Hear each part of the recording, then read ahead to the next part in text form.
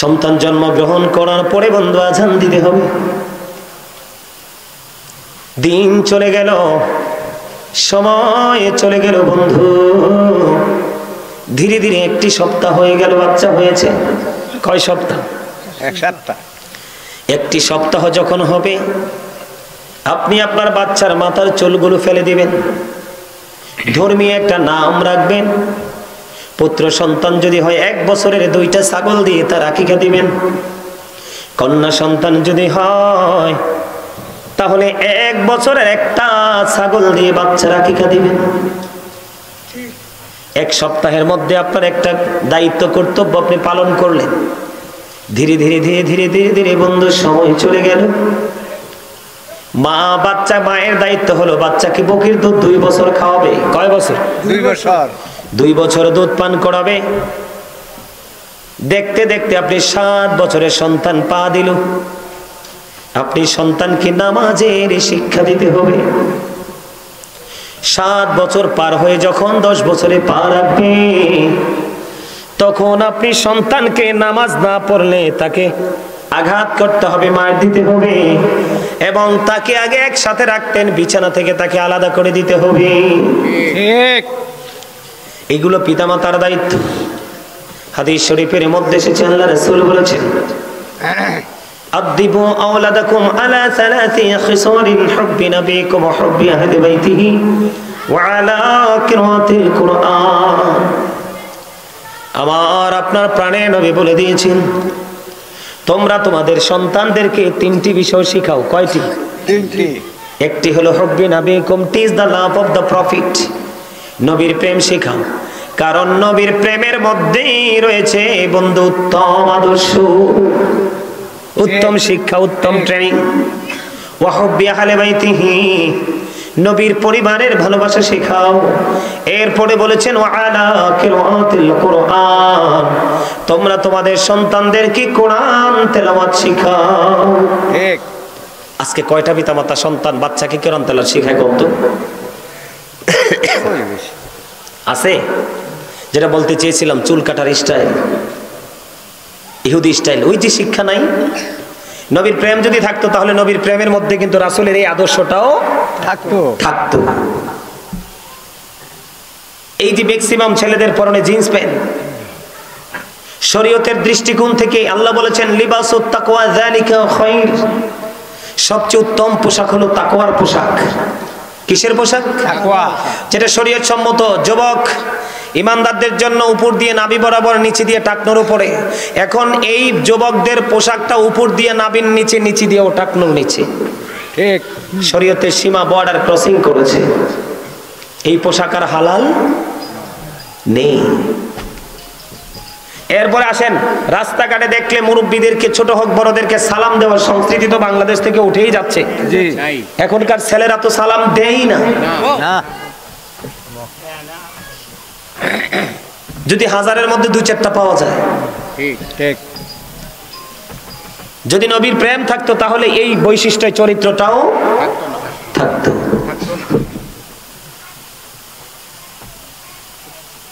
বন্ধুরে আমার, এইখানে আপনাদেরকে একটু নিয়ে আসলাম, তার কারণ হলো একটু বোঝানোর জন্য। এই কারণে এই জায়গাটা বোঝালাম।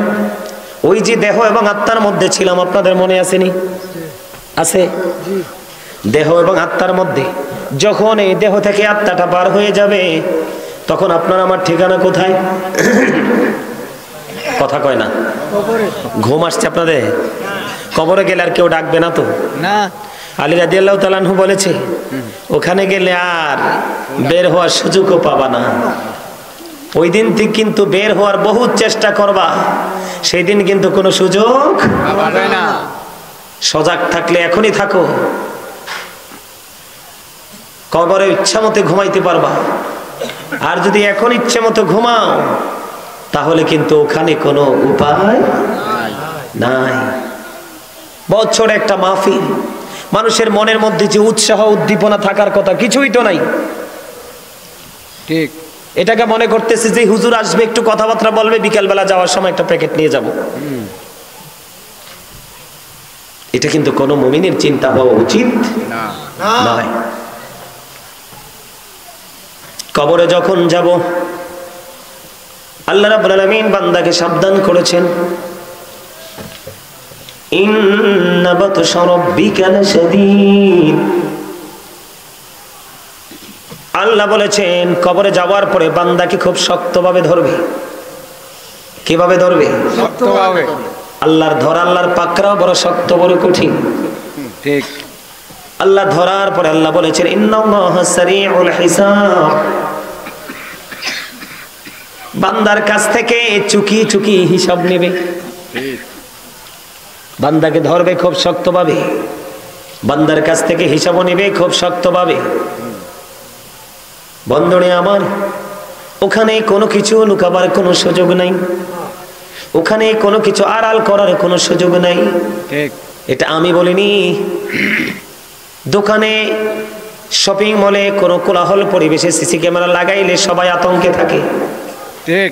কিন্তু মানুষ এতটাই বোকা, মানুষের দুই কাঁধে দুইটা সিসি ক্যামেরা সেটিং করা আছে, মানুষ একটা বারের জন্য ভাবতে চায় না। আল্লাহ রাব্বুল আলামিন কোরআন শরীফে 30 পারায় সূরা ইনফিতরের মধ্যে বলে দিয়েছেন, وَإِذَا الْقُبُورُ بُعْثِرَتْ عَلِمَتْ نَفْسٌ مَا قَدَّمَتْ وَأَخَّرَتْ।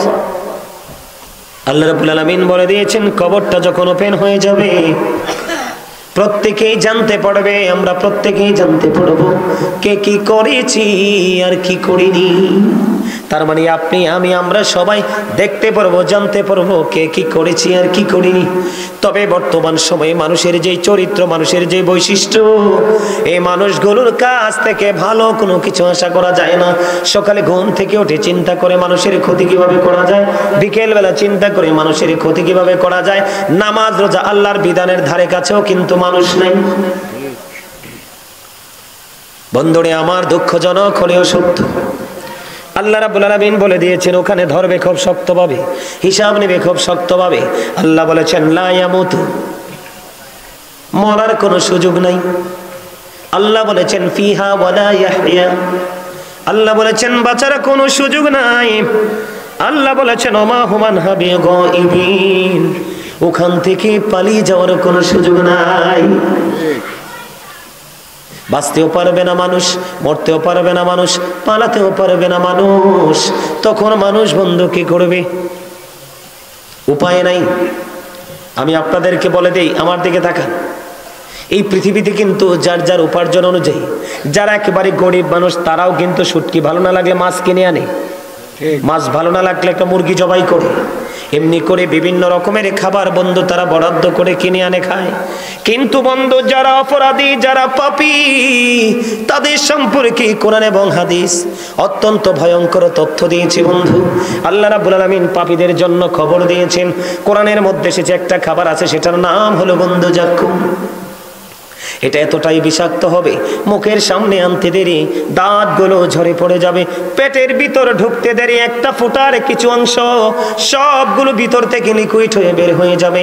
হাদিস শরীফের মধ্যে এসেছে আল্লাহর হাবিব সরকারে মদিনা তিনি বলেছেন ওই ভয়ঙ্কর পাপীদের জন্য আরেকটা খাবার বরাদ্দ, সেটার নাম হলো তিনাতুল খাবার। ইয়া রাসূলুল্লাহ, ইয়া হাবিবাল্লাহ, নবী গো, এই তিনাতুল খাবারটা কি গো নবী? আমার নবী ডেকে ডেকে বললেন এই তিনাতুল খাবারটা হলো আরেকটা জাহান্নামীর নিংড়ানো রক্তপুঁজ অথবা ঘাম। একটা জাহান্নামীর রক্তপুঁজ আরেকটা জাহান্নামীকে খাইতে দেওয়া হবে। আরো কত রকমের সাজা আছে। এ বলে হুজুর শুধু খাবার নিয়ে কথা কেন বললেন? খাবার নিয়ে কথা বলার কারণ হলো বন্ধু, তার কারণ হলো এই পৃথিবীতে ভালো খাওয়ার জন্যই মানুষ শুধু রাত দিন অপরাধ করে বেড়ায়। ঠিকটা বলতে পারেন না? শুধু খাওয়ার জন্য না, শুধু ভালো খাওয়ার জন্য, ভালো একটা বাড়ি বানানোর জন্য, শুধু এটার জন্যই মানুষ কন্টিনিউ পাগল পাড়া। কি ভালো করছে না মন্দ করছে, অন্যায় করছে না অপরাধ করছে, সেটার দিকে মানুষের খেয়াল করারই কোনো সময় যেন নাই। ঠিক ঠিক না ভাই? ঠিক। যদি বাঁচতে হন, বাঁচার জন্য কাজ করতে হবে। এই ভয়ঙ্কর পরিস্থিতিকে যদি আপনি মুখোমুখি হয়ে দাঁড়াতে না চান, আপনাকে কাজ করতে হবে। সেই কাজটা হলো নবীকেও পৃথিবীতে দেখেননি, আল্লাহকেও দেখেননি, দেখেন কাকে? আল্লাহ আল্লাহর হাবিবের গোলাম হক্কানি আলেমদেরকে। ঠিক কাকে? আল্লাহ রাব্বুল আলামিন বলেছেন ইন্নামা ইয়াখশাল্লাহা মিন ইবাদিহিল উলামা। আল্লাহ বলেছেন পৃথিবীতে আমার যে বান্দা আছে এর মধ্যে সবচেয়ে বেশি ভয় আমাকে করে একমাত্র হক্কানি আলেমরা। ঠিক কারা? আলেমরা। এই জন্য আল্লাহ বলেছেন তোমরা তাদেরকে ফলো করো আর তাদের সাথেই আমার জান্নাতে চলে আসো। সুবহানাল্লাহ বলেন না? এখন কি করতে হবে? বেশি বেশি করে জিকির করতে হবে, বেশি বেশি করে জিকির করতে হবে, বেশি বেশি করে দুরূদ পড়তে হবে। আমি যেই সূত্র ধরে এই কথাগুলো বলেছিলাম আপনাদেরকে, আমি যখন দুরূদ পড়েছিলাম আপনারা কিন্তু কথা বলেছিলেন, ভালো করে দুরূদ পড়েননি। নবীর প্রেমের দুরূদ যদি আপনি মন থেকে পড়তে না পারেন তাহলে কিন্তু আপনার নামাজ, রোজা, হজ, যাকাত কোনো ধরনের আমলই আল্লাহর দরবারে কবুল হবে না। ঠিক প্রত্যেকটা জুমার দিনে কেউ যদি 80 বার নবীকে ভালোবেসে দুরূদ পড়ে 80 বছরের সগীরা গুনাহ আমার আল্লাহ মাফ করে দেয়। সুবহানাল্লাহ। দাইলামি শরীফের মধ্যে এসেছে হাদিসখানা বন্ধু, আপনার আমার প্রাণের নবী জানিয়ে দিয়েছেন কেউ যদি মদিনার নবীকে ভালোবাসে প্রতিদিন 1000 বার যদি দরুদ পড়তে পারে রে, সেই জান্নাত না দেখা পর্যন্ত তার মরণ হবে না। আপনারা মজাই তো পান না, আমার কথার যে কি মজা আছে এটাই বুঝতে পারতেছেন না। সুবহানাল্লাহ কিন্তু আসতে হওয়ার কথা। খাবার কি লবণ না দিলে মজা হয়? তো মজা না হলে খাইতে পারে? ঠিক লবণ না দিলে যেমন খাবার মজা হয় না, ঠিক আল্লাহ রাসূলের প্রেমিক যতক্ষণ আপনি হতে না পারবেন ততক্ষণ আপনার কাছে আমলও মজা লাগবে না। আগে প্রেম করেন তারপরে আমল করতে আসেন, তাহলে বুঝবেন আল্লাহ রাসূলের গোলামিতে যে কত মজা।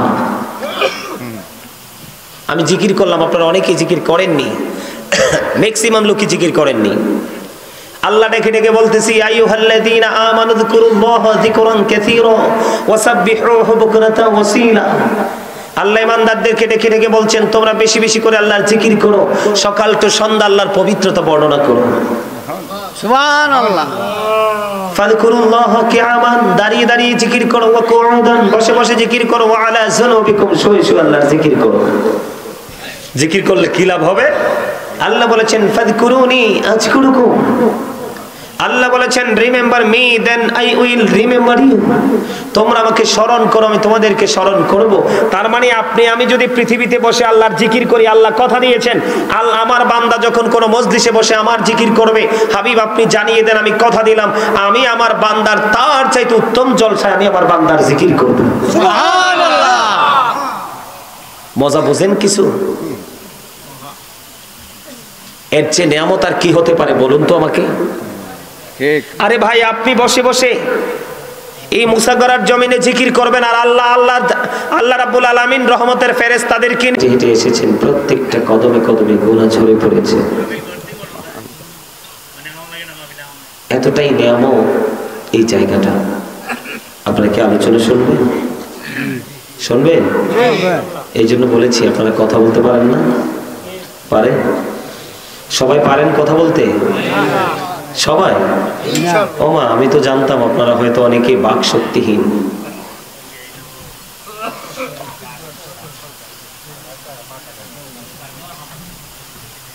আমি আপনাদেরকে বলতে চাই বাংলাদেশের মানুষ এতটা বোকা না যে সাধারণ কথার উত্তর দিতে পারে না। এখানে আলোচনা শুনতে হলে কিছু কন্ডিশন মানতে হবে। প্রথম কন্ডিশন, সবার জবানকে বন্ধ রাখতে হবে। Stop your mouth everybody. সকলের জবানকে বন্ধ রাখতে হবে। সেকেন্ড কন্ডিশন হলো, দ্বিতীয় শর্ত হলো আমার কথাগুলো আপনাদেরকে মন দিয়ে শুনতে হবে। You listening my lecture very attentively. আমার কথা সবাইকে মন দিয়ে শুনতে হবে। তৃতীয়ত হলো আপনাদের যদি ভালো না লাগে আপনাদেরকে কেউ আটকাবে না, বাড়ি চলে যেতে পারেন। I say go to your seat. বাড়ি গিয়ে ঘুমান, আপনার জন্য অনেক উপকার হবে, স্বাস্থ্যের উপকার হবে। এখানে বসে চুপ করে থাকার চাইতে বাড়িতে গিয়ে ঘুমানো আপনার স্বাস্থ্যের জন্য অনেক উপকারী একটা জিনিস। আমার কথা বুঝতে পারছেন? আজকে আমরা রং তামাশায় নিমজ্জিত থাকতে থাকতে কোনটা রঙ্গমঞ্চ আর কোনটা পরপারে পাড়ি দিতে হলে ট্রেনিং নিতে হবে, কোনটা ট্রেনিং সেন্টার, সেটা কিন্তু আমরা আজকে সিদ্ধান্ত আইডেন্টিফাই করতে ভুলে গেছি। এখনকার মানুষের কাছে মাহফিল তো মনে হয় একটা হানিমুনের জায়গা, তবে সবার কাছে নয়। মুমিন যারা তাদের জন্য একটা সুবর্ণ সুযোগ, বছরে একবার আসে। কয়বার আসে? কয়বার আসে? এটার জন্য মুমিন অপেক্ষায় থাকে। আর কিছু লোক রং তামাশা করার জন্য তারা অধীর আগ্রহে থাকে। সম্মানিত উপস্থিতি, আপনাদের মাহফিলটা লোকালয় থেকে অনেক দূরে না, একেবারেই লোকালয়ের মধ্যখানেই কিন্তু আজকের জান্নাতের বাগানটা। কিন্তু তারপরেও আপনাদেরকে যথেষ্ট অভাবগ্রস্ত, যথেষ্ট অসুস্থর মতো দেখা যায়। কারণ এই যে আপনার আমরা যে এখানে আছি, আমাদের যে বডি, এটা কিন্তু আসল মানুষ নয়। এটা আসল মানুষ নয়। আল্লাহ রাব্বুল আলামিন কোরআনে এই বডিটার নাম রেখেছেন। কখনো বলেছেন ইয়া আইয়ুহান নাস, আবার কখনো বলেছেন ইয়া আইয়ুহাল ইনসান। ইংলিশে যদি বলি, কখনো বলা হয় ম্যান, আবার কখনো বলা হয় পার্সন। আমরা বাঙালি, মাতৃভাষা বাংলা ভাষা, সেই দৃষ্টিকোণ থেকে আমরা একজন আরেকজনকে মানুষ হিসেবে চিনি, তাই না? জীবনে আমরা অনেক শুনেছি নামের আগে মরহুম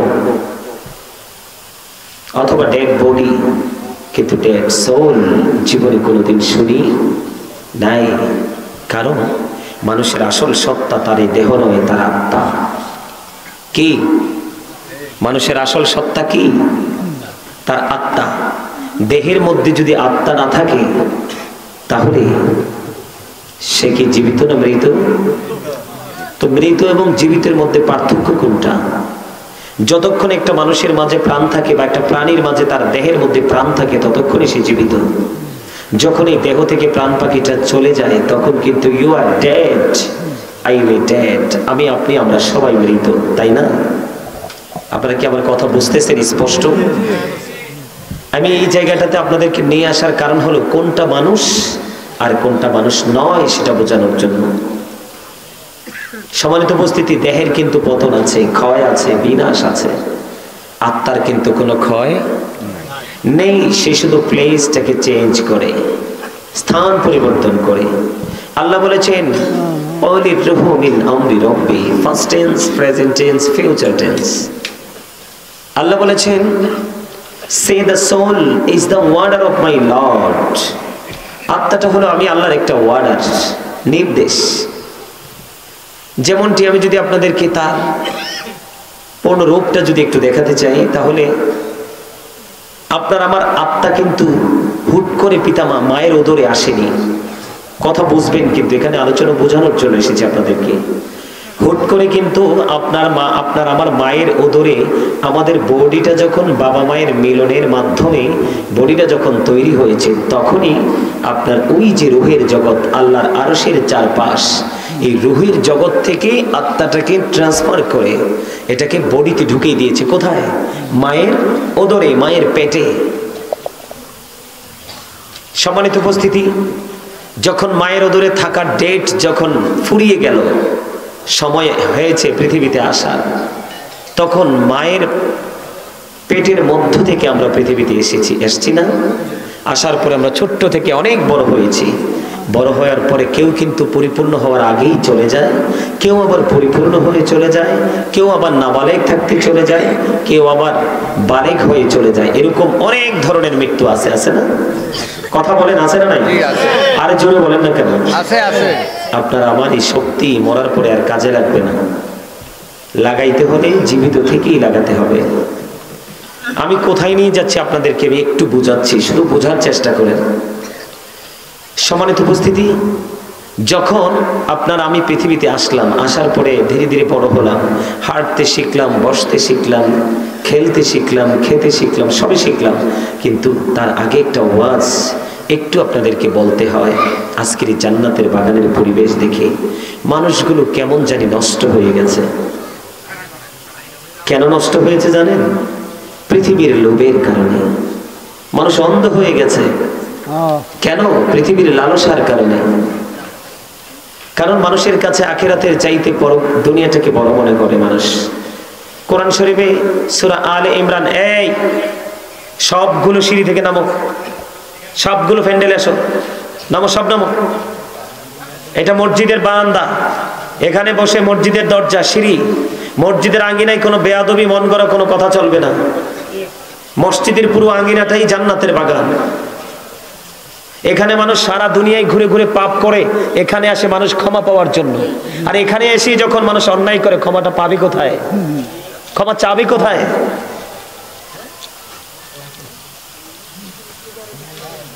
আপনারা দয়া করে আবারও বলছি, সবাইকে সাইলেন্ট থাকতে হবে। স্টপ ইউর মাউথ এভরিবডি, একেবারে চুপচাপ থাকতে হবে সবাইকে। আপনারা ঠিক যতক্ষণ আলোচনা শুনবেন আমি ঠিক ততক্ষণই শোনাবো। আপনাদেরকে বিরক্ত করে আলোচনা শোনানোর কোনো ইখতিয়ার নেই, কারণ রাসূল সেই শিক্ষা দেয় নাই। শ্রোতারা শুনতে চাইলে শোনো, আমি কি বলি আপনারা একটু শোনেন। সারা জীবনে তো আলোচনা শোনেন, আজকে আমি একটু আলোচনা করি। আজকে না হয় আপনাদের একটু বেশি কষ্ট হবে।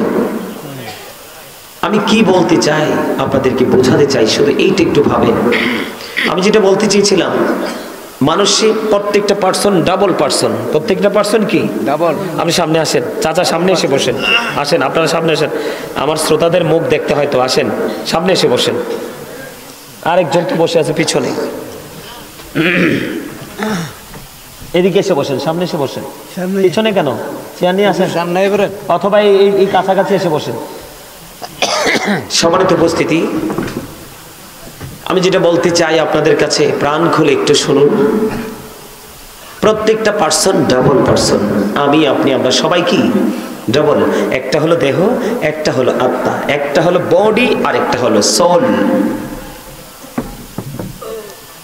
প্রতিদিন প্রত্যেকটা মানুষের 2 ধরনের খাবার সংগ্রহ করতে হবে। কয় ধরনের? 2 ধরনের। কথা বলেন। 2 ধরনের। প্রতিদিন প্রত্যেকটা মানুষের 2 ধরনের খাবার সংগ্রহ করতে হবে। একটা হলো দেহের, আর একটা হলো আত্মার। দেহের খাবার আপনাকে পৃথিবীতে সুখী করবে, আর আত্মার খাবার আপনাকে ফিউচার, যেটাকে বলা হয় বর্জক, ভবিষ্যৎ। এই কাঁঠাল গাছের গোড়ায়, এই তোমরা অনেক বলো, তাকাই না, আমার দিকে তাকাও। 2 ইয়াং ম্যান বারবার কথা বলতেছো। আমি আগেই বলেছি, ভালো না লাগলে I say go to your seat. বাসায় এখানে বসে হাসাহাসি করা যাবে না, এখানে দাঁতও দেখানো যাবে না। এখানে এতটা আদবের সাথে বসতে হবে।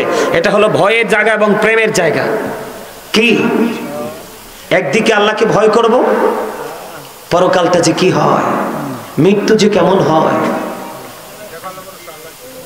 কারণ ভাই বোন আত্মীয় স্বজন সবচেয়ে প্রিয় সন্তান, সবচেয়ে প্রিয় একটা মানুষের জীবনে সন্তান। কোরআন শরীফের 19 পারা সূরা শুআরা 88 নম্বর আয়াতে আল্লাহ বলেছেন, ইয়াউমা লা ইয়ানফাউ মালু ওয়ালা বানুন। ধন সম্পদ সন্তান সন্ততি আপনার কিচ্ছু কাজে লাগবে না। কিচ্ছু কি কাজে লাগবে না বলছে কে? আল্লাহ। আপনি তো পৃথিবীর প্রেমে পাগল হয়ে গেছেন। সূরা আলে ইমরান 185 নম্বর আয়াতের শেষ অংশে আল্লাহ বলেছেন, ওয়ামাল হায়াতুদ দুনিয়া ইল্লা মাতাউল গুরুর। এই দুনিয়ার জীবনটা একটা ধোঁকা, একটা প্রতারণা। জি, আমার ওয়াজ না, ওয়াজ করেছে কে? আল্লাহ। আল্লাহ। তা আপনি দুনিয়ার জন্য তো জীবন বিসর্জন দিয়ে দিচ্ছেন, খবর কি কিছু রাখেন? খবর কিছু রাখেন না। আল্লাহ রাব্বুল আলামিন কোরআন শরীফের 30 পারা সূরা ইনফিতরের মধ্যে বলে দিয়েছেন, ফি আই সুমরাতিম মা শাআ ওয়াকাবা। আল্লাহ ক্রিয়েটেড দ্য মাইন্ড। আল্লাহ বলেছেন, আল্লাহ বান্দার দেহটাকে, বান্দাকে আল্লাহর মন মতো করে গঠন করেছে। তার মানে আল্লাহর ইচ্ছে মতো করে আমাদের মাথা থেকে পা পর্যন্ত বডি স্ট্রাকচারটাকে তিনি ক্রিয়েট করেছেন, সৃষ্টি করেছেন, গঠন করেছেন। সূরা 3 খুলে দেখেন, আল্লাহ বলেছেন, লাকাদ খালাকনাল ইনসানা ফি আহসানি তাকবীর। আল্লাহ বলেছেন, মানুষকে আল্লাহ আসমান, জমিন, চন্দ্র, সূর্য সবকিছুর চাইতে সুন্দর করে বানিয়েছে। বলুন তো বুকে হাত দিয়ে, এই যুগের মানুষ কি সুন্দর নাকি কালো? সুন্দর, একেবারে কুৎসিত কালো।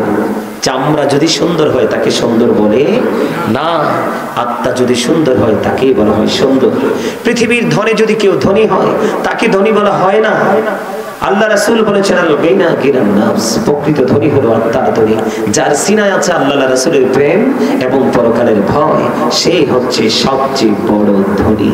ঠিক। হাদিস শরীফ থেকে বলছি, তো আমি বানিয়ে বলছি না।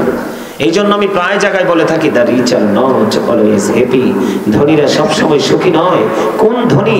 যারা পৃথিবীর দৌলতে ধনী হয়েছে তারা। যদিও আমাদের এই পৃথিবীর ভাষায় বলা হয় the poor are born to suffer, গরিবরা জন্মগ্রহণ করেছে শুধু দুঃখ ভোগের জন্য, যেটা পৃথিবীর জন্য সীমাবদ্ধ, কিন্তু আখিরাতের জন্য নয়। আখিরাতের জন্য যদি বলতে হয়, তাদেরকে বলতে হয় অলওয়েজ হ্যাপি, তারা সব সময় সুখী, কারণ তাদের সিনায় আছে রাসূল প্রেম। সেই প্রেমের রশি ধরে আপনি যেতে পারবেন আল্লাহ পর্যন্ত, কারণ আল্লাহ বলেছেন মাইয়ুতি'ir রাসূলা ফাকাদ আতাল্লাহ। আল্লাহ বলেছেন হি হু ওবিস দ্য এবস্টেট অবিস আল্লাহ, যেই ব্যক্তি রাসূলের নির্দেশ মানলো সে যেন আল্লাহর নির্দেশ মানলো। একটু ভাবতে হবে আমাদেরকে। আল্লাহ of the first pillar is the lord of world, রব্বুল আলামিন। মুহাম্মদুর রাসূলুল্লাহ সাল্লাল্লাহু আলাইহি সাল্লাম is the blessing for the world, রাহমাতাল লিল আলামিন। কিছু খুঁজে পাওয়া যায় না, প্রেমের গন্ধ পাওয়া যায় না, কথা বলেন না কেন? মজা পাওয়া যায় না? পাওয়া যায়। আল্লাহর নাম লিখতে 4টা হরফ লাগে, আলিফ লাম লাম হা। কয়টা? 4টা। একটার উপরে নিচেও দক্তা নাই। নবী মুহাম্মদ রাসূলুল্লাহ সাল্লাল্লাহু আলাইহি সাল্লামের নাম মোবারক লিখতে 4টা হরফ, মিম হা মিম দাল, 4টা হরফ, একটার উপরে নিচেও কোনো দক্তা নেই। তাহলে এখানে কি বোঝা যায়? প্রেম মহব্বত আছে না? আল্লাহ বলছে আল্লাহকে পেতে হলে আল্লাহর হাবিবকে ফলো করতে হবে, কারণ আল্লাহর হাবিবের মাঝেই আছে আপনার আমার দুনিয়া এবং আখিরাতের উত্তম চরিত্র। জোরে জোরে বলুন সুবহানাল্লাহ। আল্লাহ সূরা কলামে বলেছেন ওয়া ইন্নাকা লাআলা খুলুকিন আযীম, ইউ আর গড ক্যারেক্টার। আপনার আমার নবী উত্তম চরিত্রের অধিকারী ছিলেন। জোরে জোরে বলুন সুবহানাল্লাহ। আরো জোরে বলেন সুবহানাল্লাহ। আমেরিকার গবেষক মাইকেল এইচ হার্ট তিনি 100 জন প্রভাবশালীর তালিকা করলেন। তিনি বললেন the 100 A ranking of the most influential person in the history. তিনি এক করলেন, এর মধ্যে চ্যাম্পিয়ন বলে ঘোষণা দিলেন ইনফ্লুয়েন্সিয়াল দ্বারা আপনার আমার প্রাণের নবীকে। সুবহানাল্লাহ। ডক্টর আহমদ পেয়ারা বাগদাদি পীর সাহেব কেবলা শাহপুর দরবার শরীফের পীর সাহেব, যিনি বাংলাদেশে এত বেশি খিদমত করতে পারেননি, তিনি ইহুদি নাসারাদের দেশে বেশি খিদমত করেছেন কোরআনের। উনি বোসরা ইউনিভার্সিটির ইংলিশ লেকচারার ছিলেন। উনি একটা কিতাব লিখেছেন প্রফিটস লাভ, হুব্বুন নবী, নবীর প্রেম। এই কিতাবের মধ্যে তিনি লিখেছেন of all the great religious personalities of all prophet মুহাম্মদ রাসূলুল্লাহ সাল্লাল্লাহু আলাইহি ওয়াসাল্লাম ওয়াজ দ্য মোস্ট সাকসেসফুল। তিনি বলেছেন পৃথিবীতে যত নবী রাসূল এসেছে এর মধ্যে আপনার আমার প্রাণের নবী রাজনীতি থেকে ইমামতি পর্যন্ত প্রত্যেকটা জায়গায় তিনি সফল। জোরে জোরে সুবহানাল্লাহ। সুবহানাল্লাহ। আজকে আমরা কি সফল? কথা বলে না। আমরা কি এই মুহূর্তে কি সফল? সফল না। বলে কেমনে? আমি যদি আপনাদেরকে একটা এক্সাম্পল দিই, আপনাদের এলাকার যে ইয়াং ছেলেগুলো এখানে আছে, দেখেন একটার মাথার চুল কাটার স্টাইল সুন্দর নাই, সবগুলোর চুল কাটার স্টাইল ইহুদি স্টাইল। কোন স্টাইল? ইহুদি স্টাইল। ভাইয়েরা আমার, তোমরা রাগ করো না, আমি তোমাদেরকে জাস্ট ইনস্ট্রাকশন দিচ্ছি, বোঝাচ্ছি আমরা কিভাবে ধীরে ধীরে ইসলাম থেকে দূরে সরে গেছি। জাস্ট আমি তোমাদেরকে একটু একটা এক্সাম্পল দিচ্ছি। চুল কাটার মধ্যেও কিন্তু রাসূলের সুন্নাহ আছে, চুল রাখার মধ্যে রাসূলের সুন্নাহ আছে। আজকের ছেলেরা কি সেই রাসূলের সুন্নাহর কি তোয়াক্কা করছে? না। কেন করছে না? এটার জন্য দায়ী কে? পিতামাতা। কে? পিতামাতা। Every parent should take care their children very carefully. প্রত্যেকটা পিতামাতার উচিত তাদের সন্তানের দায়িত্ব যত্ন সহকারে পালন করা। আমরা সন্তান হিসেবে আমি যদি বলি we should obey our parents, আমাদের প্রত্যেকের উচিত আমাদের পিতামাতাকে মান্য করা। কেন? Paradise of the child under the feet of the mother, ইন্নাল জান্নাতা তাহতা আকদামিল উম্মাহাতিকুম, তোমাদের মায়ের পায়ের নিচেই তোমাদের জান্নাত।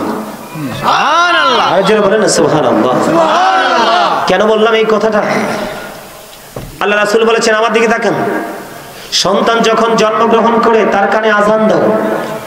কি দাও? আযান দাও। এখন বর্তমানে ম্যাক্সিমাম বাচ্চা মায়ের প্রসব ব্যথা আসার আগেই হসপিটালের বেডে। জি জি, হ্যাঁ ঠিক। বর্তমানে বাংলাদেশে দুই ধরনের অভিশাপ। এক ধরনের অভিশাপ হলো কন্যা সন্তান হলে অবহেলার গ্লানি। অথচ রাসূল বলেছেন যেই পিতামাতার দুইটা কন্যা সন্তান তার জন্য দুইটা জান্নাত বরাদ্দ। হাদিসের রাবী বলেছেন আমি আমার নবীকে একটা সম্পর্কে প্রশ্ন করিনি, যদি করতাম তাহলে নবী বলতো একটা কন্যা সন্তানের পিতামাতার জন্য একটা জান্নাত বরাদ্দ। অথচ আজকে মেয়েরা সমাজে অবহেলিত। ঠিক। একটা মেয়ে হইছে, দ্বিতীয় মেয়ে হইলে তো সারছেই। আরো জোরে বলেন ঠিক না ঠিক?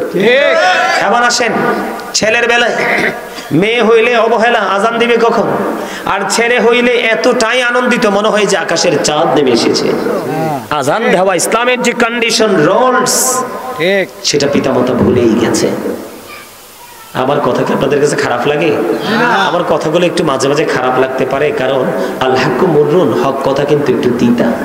জি, হক কথা কি একটু কি তিতা। আপনাদের কাছে কি তিতা মনে হয়? আমি কি করব বলেন? Hazrat Muhammad sallallahu alaihi wasallam was born in Arab country. His father's name was Abdullah. His mother's name was Amina. His father said died before he was born. He lost his mother in his childhood. He was very truthful. আপনার আমার নবী ছিলেন শ্রেষ্ঠ সত্যবাদী। ঠিক ঠিক। আল্লাহ বলেছেন আকুলু কাওলান সাদীদা। আল্লাহ বলেছেন সে দ্য রাইট থিং। তোমরা সত্য কথা বলো, সঠিক কথা বলো। এই জন্যই আমি আজকে হেডলাইন দিয়েছি ইয়া আইয়ুহাল্লাযীনা আমানু কু আনফুসাকুম ওয়া আহলিকুম নারা। আল্লাহ বলেছেন O believers save yourself and your families from the fire. আল্লাহ বলেছেন ইমানদারদেরকে ডেকে ডেকে, মুমিনদেরকে ডেকে ডেকে তুমি জাহান্নাম থেকে বাঁচো এবং তোমার পরিবারকেও জাহান্নাম থেকে বাঁচাও। বলেছেন কে? আল্লাহ। আল্লাহ। আমার দিকে তাকান, কেন আজানটা কে দিয়েছে? বন্ধুরে আমার, হযরত হাসান রাদিয়াল্লাহু তাআলা আনহু যখন পৃথিবীর বুকে কদম বাড়িয়ে দিলেন, মা খাতুনে জান্নাত ফাতেমার প্রথম সন্তান। হাদিস শরীফ প্রমাণ করেছে আমার নবী সর্বপ্রথম হযরত হাসান রাদিয়াল্লাহু তাআলা আনহুর কানে আযান দিয়েছিল। সুবহানাল্লাহ। তাহলে নবীজি যেটা করেছে এটা আমাদের জন্য পালনীয় কিনা? নবীজি যেটা করেছে এটা আমাদের জন্য সুন্নাহ কিনা? সুন্নাত। একদিকে আপনি রাসূলেরকে ভালোবাসলেন, কি করলেন? কারণ আমার নবী করেছে, এটা আমিও করেছি। জি। এদিকে আপনার একটা গর্বের জায়গা আছে, প্রশান্তির জায়গা আছে। আর একদিক দিয়ে আমার আপনার প্রাণের নবী বলে দিয়েছেন এই তোমাদের কি এখান থেকে কথা বলার জায়গা? না, তাদের যদি দাঁড়াই থাকতে ভালো লাগে থাকো, একটু ব্যতিক্রম লাগছে তো। আলোচনা শোনার ইচ্ছা থাকলে একটু একটু মানে কি বলে, মানে একটু আরাম করে বসলে কিন্তু আরেকটু মজা লাগবে। আসো না, বসো। তোমরা কিন্তু এখনো জান্নাতের বাগানের সামিয়ানার নিচে আসো নাই, কিন্তু এখনো কিন্তু আউটসাইডে আছো। কোন সাইডে? আউটসাইডে। ওই আরেক ফুংডায় মসজিদের ছাদ চাইতে অনেক দুষ্ট, এতে ভাবছে যে আমি বাইতুল্লাহর ওয়ালের নিচে আছে কিনা দেখি একটু।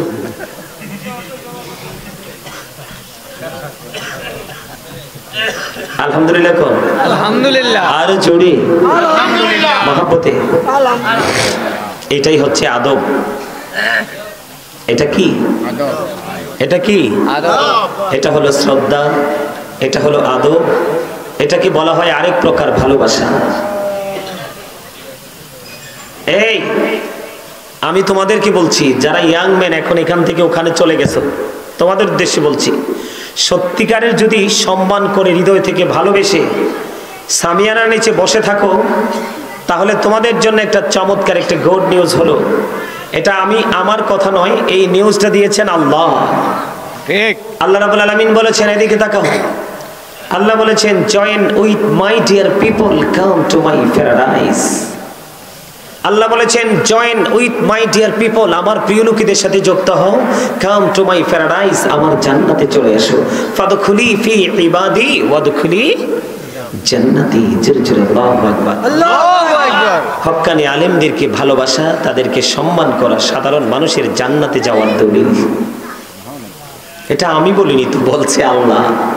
কে বলছে? আল্লাহ। আজকে আলেম আছে বিদায়, কিন্তু এখনো ইসলামের ঝান্ডা মুসলমানের হাতে আছে। আলেম যদি আজকে পৃথিবী থেকে হারিয়ে যায়, ঝান্ডাও হারিয়ে যাবে, মানুষ কোনো কুল খুঁজে পাবে না। এই এই মাদ্রাসায় জালি বেত আছে নিও, একটা বেত আনেন তো মোটা দেখে, আমার এখানে এনে রাখেন। কি ঠিক আছে না? ঠিক ঠিক। বেক রাখার দরকার না, একটা যে কথা বলে তাকে মাইর দিতে হবে না। আমার আলোচনার ধারা কিন্তু নষ্ট হয়ে যাবে। আমি সত্যিকার অর্থে আসছি আপনাদেরকে আজকে বোঝানোর জন্য। সম্মানিত উপস্থিতি, যেটা বলতে চেয়েছিলাম, একদিকে আপনি কি করলেন, রাসূলের আইনটাকে বাস্তবে বাস্তবায়ন করে রাসূলের সম্মান করলেন, রাসূলকে ভালোবাসলেন। বলে হুজুর, রাসূলকে ভালোবাসলে কি পাওয়া যায়? একজন ওই ব্যক্তি এসে প্রশ্ন করলো, ইয়া রাসূলুল্লাহ, কিয়ামত কখন হবে গো? আমার নবী বললেন, তুমি কিয়ামতের জন্য কি প্রস্তুতি নিয়েছো? ওই ব্যক্তি বললেন, ইয়া রাসূলুল্লাহ, ইয়া হাবিবাল্লাহ, নবী গো, আমি কিয়ামতের দিনের জন্য কোনো প্রস্তুতি নিতে পারিনি, তবে আল্লাহ এবং আল্লাহর হাবিবকে আমি ভালোবাসি। এই কথা বলতে দেরি আমার আপনার নবী একটা ডাক দিয়ে বললেন, তুমি যাকে ভালোবাসো তার সাথেই তুমি থাকবা। মুখে রাসূলকে ভালোবাসি, এটাকে ভালোবাসা বলে নয়। মুখেও বলবো, কাজের মাধ্যমে বাস্তবেও বাস্তবায়ন করব। এদিকে হলো বন্ধু একটা নেয়ামতের খবর, কোন হারিয়ে যাওয়া সুন্নাহ একটা যদি মানুষ জিন্দা করতে পারে, তাহলে তাকে কাল কিয়ামতের দিন 100 শহীদের মর্যাদা দিয়ে জান্নাতে ঢোকানো হবে। সুবহানাল্লাহ। তাহলে আদর্শকে অন্তরে লালন করার, বাস্তবায়ন করার মূল্য আছে না নাই? আছে।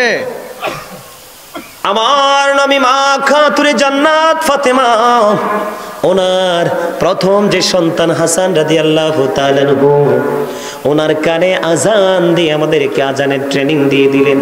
বলে হুজুর, হাসান রাদিয়াল্লাহু তাআলা আনহুকে মা ফাতেমার সন্তান দুইটা হাসান এবং হুসাইন রাদিয়াল্লাহু তাআলা আনহু।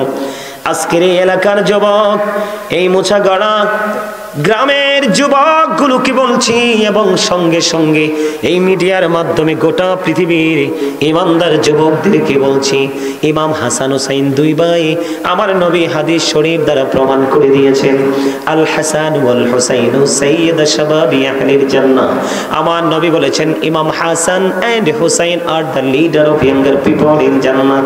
আমার নবী বলে দিয়েছেন, রে যুবক, আমার নবী বলে দিয়েছে, যারা ইমাম হাসান হুসাইনকে ভালোবাসবা, তোমাদের জন্য চমৎকার মধুমাখা খবর হলো, তোমাদের জন্য জান্নাতে রিসিপশনে থাকবে আমার দুই কলিজার টুকরা, জান্নাতি যুবকদের সরদার ইমাম হাসান হুসাইন দুই ভাই। সুবহানাল্লাহ। একটু সূক্ষ্মভাবে বুঝে নেবেন, জেনে নেবেন বন্ধু, প্রত্যেকটা যুবক একদিন বাবা হবে, প্রত্যেকটা যুবতী একদিন মা হবে। যখনই তাদের এই ট্রেনিংটা জানা থাকবে, যখন তাদের সন্তান হবে পথভ্রষ্ট হয়ে যাবে, লাইনচ্যুত হয়ে যাবে, তখন বুঝবে সন্তান অমানুষ হলে পিতামাতার কলিজায় কতটা ব্যথা লাগে। যদি আপনি সব ধরনের এলেম যখন আপনার জানা থাকবে, সন্তানকে যখন সুশিক্ষায় শিক্ষিত করতে পারবেন, শুধু দেশ নয়, শুধু পাড়া নয়, শুধু মহল্লায় নয়, গোটা পৃথিবীর বুকে আপনার মা বাবার চাঁদমুখ দেখার জন্য মানুষ পাগল পাড়া থাকবে। ঠিক। আর কাল হাসরের দিন ওই পিতামাতাকে নূরের টুপি পরাইয়া উঠানো হবে, যেটা সূর্যের চাইতে আরো গ্লেজি হবে। এর মধ্যে সবচেয়ে বেশি হলো যারা কোরআনে হাফেজ হবে, হক্কানি আলেম হবে। সুবহানাল্লাহ। বন্ধুরে আমার হৃদয়ে জানালা খুলে শুনুন, আমি যেটা আপনাদেরকে বলতে চেয়েছিলাম একটু জায়গা রেখে, কিন্তু আমি আরেক দিকে চলে এসেছি, ওখানে ফিরে আবার যাব পরে। এই যে সন্তানদেরকে আজান জন্ম হওয়ার পরে আজান দিতে হবে কানে, এটা রাসূলের শিক্ষা। এই ব্যাপার কি মা ঘুমটা গামটি দিদি কথা শুরু করছো, ব্যাপারটা কি? আমি একবারই বলছি, চুপচাপ বসতে পারলে বসবা, নাহলে বাড়ির যাবা। তাবারুক আছে না? জি আছে। আছে, বিরিয়ানির সময় ডাক দিব, তারপর আইসা নিয়ে যাও। যাও। কি মুরব্বীরা বলছে না, বাঘিনীর একটা আর শিয়ালনির কোনটা বেশি পাওয়া? মানুষের মতো মানুষ একটাই যথেষ্ট। অমানুষ হলে 1 ডজন দিয়েও কোনো লাভ আছে? কথা বলে না, আছে? নাই নাই। আজকের যুবক আগামীকালকে পিতা হবে। তোমরা যারা আজকে সন্তান উপযুক্ত হয়েছে, তোমাদের বাবা মারাও কিন্তু কিছুদিন আগেও, আজ থেকে 10-15 বছর আগেও তারা ছিল যুবক। আজকে তাদের অবস্থাটার দিকে তাকালেই আগামী দিনের চিন্তাটা করা যায়। তবে এখনকার সময়ের চাইতে আগামী দিনগুলো আরো নষ্ট হবে। বাংলাদেশের অবস্থা মোটেও ভালো নয়। যুব সমাজ একেবারে ধ্বংস হয়ে গেছে। ইসলামের আইন থেকে এতটা দূরে চলে গেছে। ইহুদি কালচার, বেঈমান কাফের মুশরিকদের সংস্কৃতিকে এমন ভাবে আঁকড়ে ধরেছে, কি বলবো, এটা ধীরে ধীরে হারে হারে টের পাবেন। অবস্থা মোটেও ভালো না বাংলাদেশে। সম্মানিত উপস্থিতি, এটার জন্য দায়ী পিতামাতা। তারা তাদের সন্তানকে কন্ট্রোলিং করছে না, এবং কোন কন্ডিশনে তাদেরকে কন্ট্রোল করবে সেই শিক্ষাটাও, ইনস্ট্রাকশন, উপদেশটাও তারা নিচ্ছে না। এটাই হলো সবচেয়ে বড় ভুলের জায়গা। আমি আপনাদেরকে ছোট্ট করে বলছি, বলার পরে আপনারা সিদ্ধান্ত করবেন আসলে কি কথাগুলো বলা উচিত ছিল কিনা। জি, প্রত্যেকটা মানুষের মনুষ্যত্ব আছে, বিবেক আছে, বিবেচনা আছে। বিবেচনাক্ষম ব্যক্তি যারা, এরাই হলো নুরানি মানুষ। বিবেক হলো আল্লাহর দেওয়া এক নূর। সবাই কিন্তু বিবেক খাটাতে পারে না, আর যারা পারে তারাই ব্যতিক্রম। ঠিক। মসজিদের সভাপতি কি সবাই হয়? সেক্রেটারি কি সবাই হয়? সমাজের দায়িত্বশীল ব্যক্তি কি সবাই হয়? সমাজের ফ্যামিলির নেতৃত্ব কি সবাই দিতে পারে? যেটাকে একটু ব্যতিক্রম বুদ্ধিমান মনে হয়, এটাকে মানুষ সবাই মিলে ক্ষমতা তুলে দেয়, তাই না? যদিও রাসূল বলেছেন কিয়ামতের পূর্বক্ষণে চরিত্রহীন মানুষ ক্ষমতায় আসবে। ঠিক। Characterless people will come in national power. নাউজুবিল্লাহ বলেন না? নাউজুবিল্লাহ। এটা কিয়ামতের আলামত, কারণ আমানত খেয়ানত হবে। ওই যে বললাম, সন্তানকে যে সুশিক্ষায় শিক্ষিত করতে পারেনি, ইসলামী রঙে রঙিন করতে পারেনি। এই যুবকরা তোমরা শোনো, আল্লাহ বলেছেন ইনদা রাব্বিহিম ইউরযাকুন। শুধু পৃথিবীতে তোমাদের জন্য খাওয়া না, তোমরা যদি আল্লাহওয়ালা হয়ে যেতে পারো, তাহলে কবরে যাওয়ার পরেও তোমাদের জন্য খাবার বরাদ্দ আছে, জান্নাতি খাবার। ঠিক। ইসলাম হলো আল্লাহর মনোনীত ধর্ম। ইন্নাদ-দীনা ইনদাল্লাহিল ইসলাম। Islam is not only religion but also complete code of life. ইসলামের মধ্যেই আছে পরিপূর্ণ এবং পূর্ণাঙ্গ জীবন ব্যবস্থা, কারণ এটা আল্লাহর মনোনীত ধর্ম। ঠিক।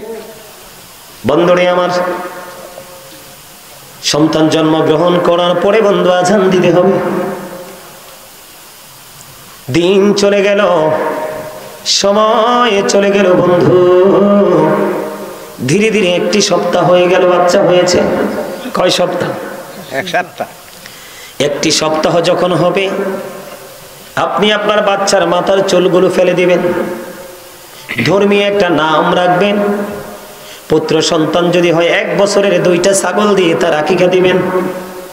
কন্যা সন্তান যদি হয় তাহলে 1 বছরের 1টা ছাগল দিয়ে বাচ্চার আকিকা দিবেন। 1 সপ্তাহের মধ্যে আপনার একটা দায়িত্ব, কর্তব্য আপনি পালন করলেন। ধীরে ধীরে ধীরে ধীরে ধীরে ধীরে বন্ধু সময় চলে গেল। মায়ের দায়িত্ব হলো বাচ্চাকে বকির দুধ 2 বছর খাওয়াবে। কয় বছর? 2 বছর। 2 বছর দুধ পান করাবে। দেখতে দেখতে আপনি 7 বছরের সন্তান পা দিল। আপনি সন্তানকে নামাজের শিক্ষা দিতে হবে। 7 বছর পার হয়ে যখন 10 বছরে পা রাখবে, তখন আপনি সন্তানকে নামাজ না পড়লে তাকে আঘাত করতে হবে, মার দিতে হবে, এবং তাকে আগে একসাথে রাখতেন, বিছানা থেকে তাকে আলাদা করে দিতে হবে। ঠিক। এগুলো পিতামাতার দায়িত্ব। হাদিস শরীফের মধ্যে এসেছে, আল্লাহ রাসূল বলেছেন আদিবু আওলাদাকুম আলা 3 খিসালিন হুব্বি নবিকুম ওয়া হুব্বি আহলি বাইতিহি ওয়া আলা কিরাতিল কুরআন। আমার আপনার প্রাণের নবী বলে দিয়েছেন, তোমরা তোমাদের সন্তানদেরকে 3টি বিষয় শিখাও। কয়টি? 3টি। একটি হলো হুব্বি নবিকুম, teach the love of the prophet. নবীর প্রেম শেখাও, কারণ নবীর প্রেমের মধ্যেই রয়েছে বন্ধু উত্তম আদর্শ, উত্তম শিক্ষা, উত্তম ট্রেনিং। ওয়া হুব্বি আহলি বাইতিহি, নবীর পরিবারের ভালোবাসা শেখাও। এরপরে বলেছেন ওয়া আলা কিরাতিল কুরআন, তোমরা তোমাদের সন্তানদেরকে কোরআন তেলাওয়াত শিখাও। ঠিক। আজকে কয়টা পিতামাতা সন্তান বাচ্চাকে কোরআন তেলাওয়াত শিখায় কত আছে? যেটা বলতে চেয়েছিলাম, চুল কাটার স্টাইল, ইহুদি স্টাইল, ওই যে শিক্ষা নাই। নবীর প্রেম যদি থাকতো তাহলে নবীর প্রেমের মধ্যে কিন্তু রাসূলের এই আদর্শটাও থাকতো। এই যে ম্যাক্সিমাম ছেলেদের পরনে জিন্স প্যান্ট, শরীয়তের দৃষ্টিকোণ থেকে আল্লাহ বলেছেন লিবাসুত তাকওয়া যালিকা খায়র, সবচেয়ে উত্তম পোশাক হলো তাকওয়ার পোশাক। কিসের পোশাক? তাকওয়া, যেটা শরীয়ত সম্মত। যুবক ইমানদারদের জন্য উপর দিয়ে নাভি বরাবর, নিচে দিয়ে টাকনোর উপরে। এখন এই যুবকদের পোশাকটা উপর দিয়ে নাভির নিচে, নিচে দিয়ে ও টাকনোর নিচে। ঠিক। শরীয়তের সীমা বর্ডার ক্রসিং করেছে। এই পোশাক আর হালাল নেই। এরপরে আসেন, রাস্তাঘাটে দেখলে মুরব্বীদেরকে, ছোট হোক বড়দেরকে সালাম দেওয়ার সংস্কৃতি তো বাংলাদেশ থেকে উঠেই যাচ্ছে। জি। এখনকার ছেলেরা তো সালাম দেয়ই না। যদি হাজারের মধ্যে 2-4টা পাওয়া যায়। ঠিক। যদি নবীর প্রেম থাকতো তাহলে এই বৈশিষ্ট্য, চরিত্রটাও থাকতো।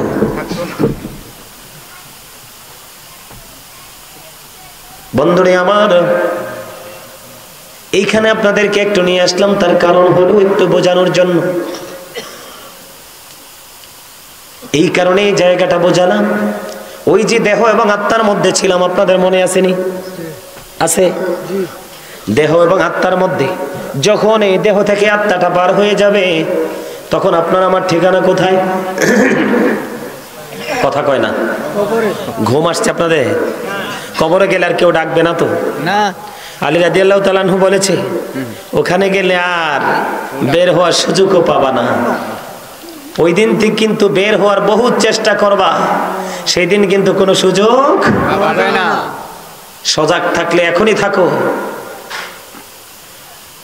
কবরে ইচ্ছা মতো ঘুমাইতে পারবা। আর যদি এখন ইচ্ছে মতো ঘুমাও, তাহলে কিন্তু ওখানে কোনো উপায় নাই। বছর একটা মাহফিল, মানুষের মনের মধ্যে যে উৎসাহ উদ্দীপনা থাকার কথা, কিছুই তো নাই। ঠিক। এটাকে মনে করতেছে যে হুজুর আসবে, একটু কথাবার্তা বলবে, বিকেলবেলা যাওয়ার সময় একটা প্যাকেট নিয়ে যাব। এটা কিন্তু কোনো মুমিনের চিন্তা হওয়া উচিত নয়। কবরে যখন যাব, আল্লাহ রাব্বুল আলামিন বান্দাকে সাবধান করেছেন, ইন্না বাতশা রাব্বিকা লাশাদীদ। আল্লাহ বলেছেন কবরে যাওয়ার পরে বান্দাকে খুব শক্তভাবে ধরবে। কিভাবে ধরবে? শক্তভাবে। আল্লাহর ধরা, আল্লাহর পাকড়াও বড় শক্ত, বড় কঠিন। ঠিক। আল্লাহ ধরার পরে আল্লাহ বলেছেন ইন্নাল্লাহা সারিউল হিসাব। বান্দার কাছ থেকে চুকি চুকি হিসাব নেবে। বান্দাকে ধরবে খুব শক্তভাবে, বান্দার কাছ থেকে হিসাবও নেবে খুব শক্তভাবে। বন্ধুরে আমার, ওখানে কোনো কিছু লুকাবার কোনো সুযোগ নাই, ওখানে কোনো কিছু আড়াল করার কোনো সুযোগ নাই। ঠিক। এটা আমি বলিনি। দোকানে, শপিং মলে কোনো কোলাহল পরিবেশে সিসি ক্যামেরা লাগাইলে সবাই আতঙ্কে থাকে। ঠিক। কিন্তু মানুষ এতটাই বোকা, মানুষের দুই কাঁধে 2টা সিসি ক্যামেরা সেটিং করা আছে। মানুষ একটা বারের জন্য ভাবতে চায় না। আল্লাহ রাব্বুল আলামিন কোরআন শরীফে 30 পারায় সূরা ইনফিতরের মধ্যে বলে দিয়েছেন, وَإِذَا الْقُبُورُ بُعْثِرَتْ عَلِمَتْ نَفْسٌ مَا قَدَّمَتْ وَأَخَّرَتْ। আল্লাহ রাব্বুল আলামিন বলে দিয়েছেন, কবরটা যখন ওপেন হয়ে যাবে, প্রত্যেকেই জানতে পারবে, আমরা প্রত্যেকেই জানতে পারবো কে কি করেছি আর কি করিনি। তার মানে আপনি, আমি, আমরা সবাই দেখতে পারবো, জানতে পারবো কে কি করেছি আর কি করিনি। তবে বর্তমান সময়ে মানুষের যে চরিত্র, মানুষের যে বৈশিষ্ট্য, এই মানুষগুলোর কাছ থেকে ভালো কোনো কিছু আশা করা যায় না।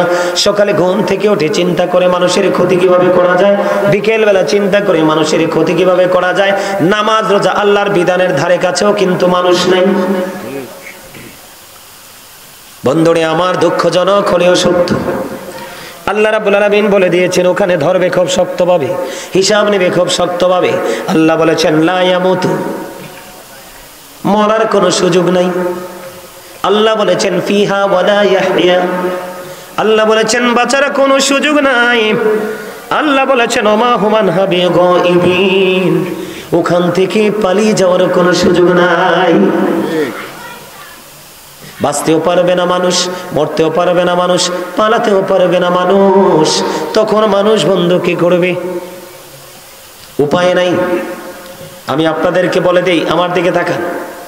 এই পৃথিবীতে কিন্তু যার যার উপার্জন অনুযায়ী, যারা একেবারে গরিব মানুষ তারাও কিন্তু শুটকি ভালো না লাগলে মাছ কিনে আনে, মাছ ভালো না লাগলে একটা মুরগি জবাই করে, এমনি করে বিভিন্ন রকমের খাবার বন্ধু তারা বরাদ্দ করে কিনে আনে খায়।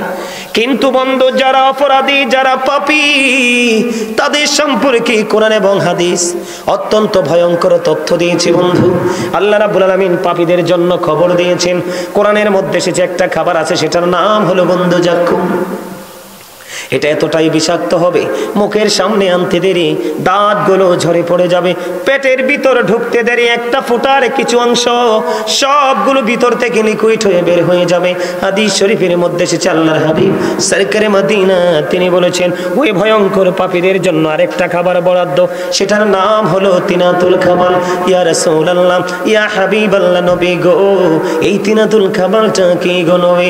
আমার নবী দেখে দেখে বললেন এই তিনাতুল খাবারটা হলো আরেকটা জাহান্নামীর নিংড়ানো রক্তপুঁজ অথবা ঘাম। একটা জাহান্নামীর রক্তপুঁজ আরেকটা জাহান্নামীকে খাইতে দেওয়া হবে। আরো কত রকমের সাজা আছে। এ বলে হুজুর শুধু খাবার নিয়ে কথা কেন বললেন? খাবার নিয়ে কথা বলার কারণ হলো বন্ধু, তার কারণ হলো এই পৃথিবীতে ভালো খাওয়ার জন্যই মানুষ শুধু রাত দিন অপরাধ করে বেড়ায়। ঠিকটা বলতে পারেন না? শুধু খাওয়ার জন্য না, শুধু ভালো খাওয়ার জন্য, ভালো একটা বাড়ি বানানোর জন্য, শুধু এটার জন্যই মানুষ কন্টিনিউ পাগল পাড়া। কি ভালো করছে না মন্দ করছে, অন্যায় করছে না অপরাধ করছে, সেটার দিকে মানুষের খেয়াল করারই কোনো সময় যেন নাই। ঠিক না ভাই? ঠিক। যদি বাঁচতে হন, বাঁচার জন্য কাজ করতে হবে। এই ভয়ঙ্কর পরিস্থিতিকে যদি আপনি মুখোমুখি হয়ে দাঁড়াতে না চান, আপনাকে কাজ করতে হবে। সেই কাজটা হলো, নবীকেও পৃথিবীতে দেখেননি, আল্লাহকেও দেখেননি, দেখেন কাকে? আল্লাহ আল্লাহর হাবিবের গোলাম হক্কানি আলেমদেরকে। কাকে? আল্লাহ রাব্বুল আলামিন বলেছেন ইন্নামা ইয়াখশাল্লাহা মিন ইবাদিহিল উলামা। আল্লাহ বলেছেন পৃথিবীতে আমার যে বান্দা আছে এর মধ্যে সবচেয়ে বেশি ভয় আমাকে করে একমাত্র হক্কানি আলেমরা। ঠিক। কারা? আলেমরা। এই জন্য আল্লাহ বলেছেন তোমরা তাদেরকে ফলো করো আর তাদের সাথেই আমার জান্নাতে চলে আসো। সুবহানাল্লাহ বলেন না? এখন কি করতে হবে? বেশি বেশি করে জিকির করতে হবে, বেশি বেশি করে জিকির করতে হবে, বেশি বেশি করে দুরূদ পড়তে হবে। আমি যেই সূত্র ধরে এই কথাগুলো বলেছিলাম আপনাদেরকে, আমি যখন দুরূদ পড়েছিলাম আপনারা কিন্তু কথা বলেছিলেন, ভালো করে দুরূদ পড়েননি। নবীর প্রেমের দুরূদ যদি আপনি মন থেকে পড়তে না পারেন, তাহলে কিন্তু আপনার নামাজ, রোজা, হজ, যাকাত কোনো ধরনের আমলই আল্লাহর দরবারে কবুল হবে না। ঠিক। প্রত্যেকটা জুমার দিনে কেউ যদি 80 বার নবীকে ভালোবেসে দুরূদ পড়ে, 80 বছরের সগীরা গুনাহ আমার আল্লাহ মাফ করে দেয়। সুবহানাল্লাহ।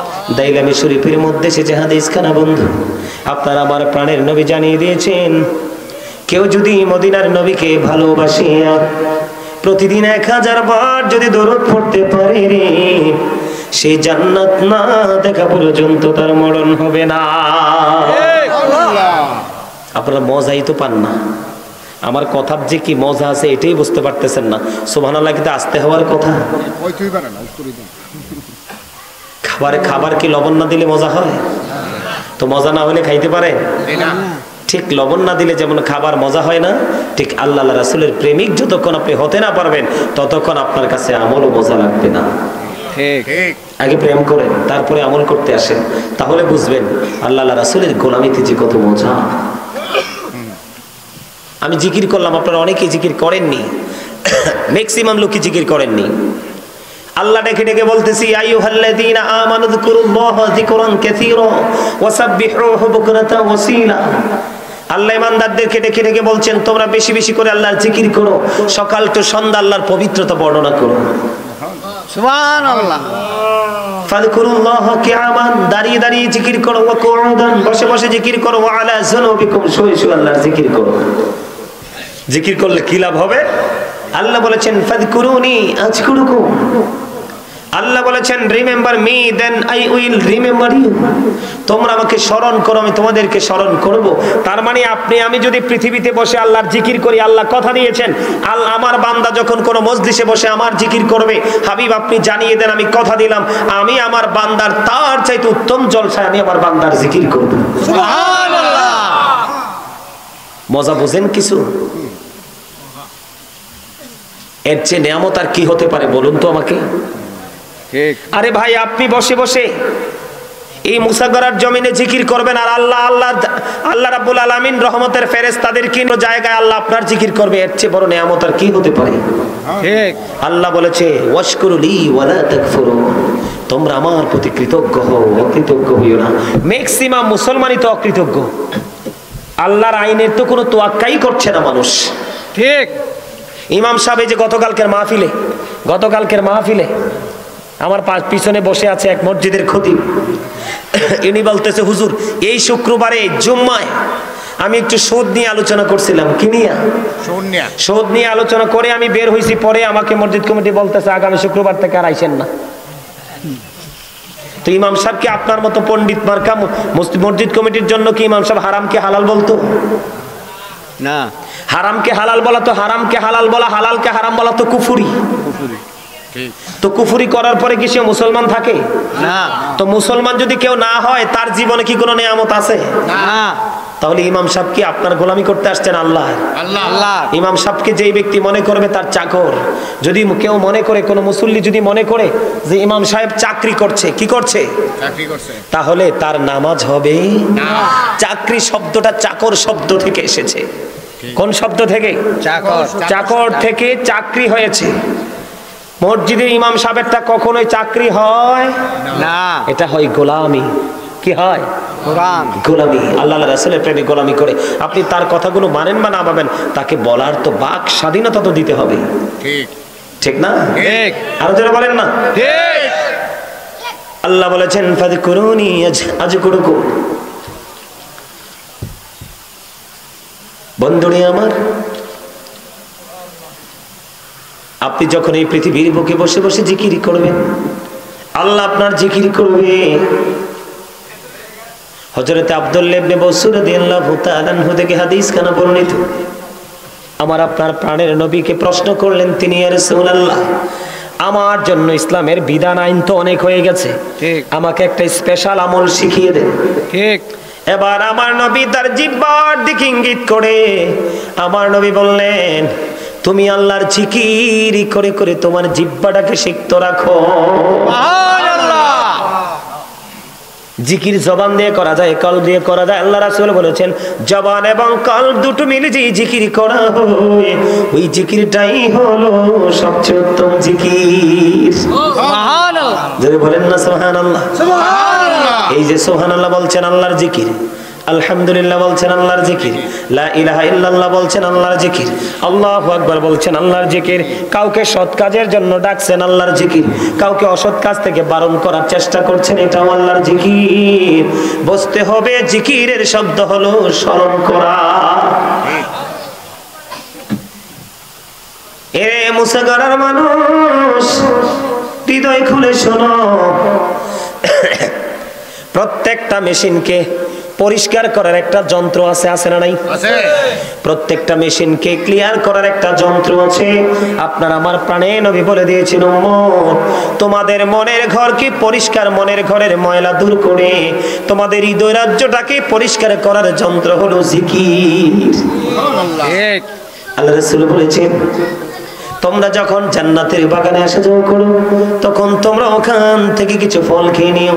ইয়া রাসূলুল্লাহ এই জান্নাতি ফল কি গো?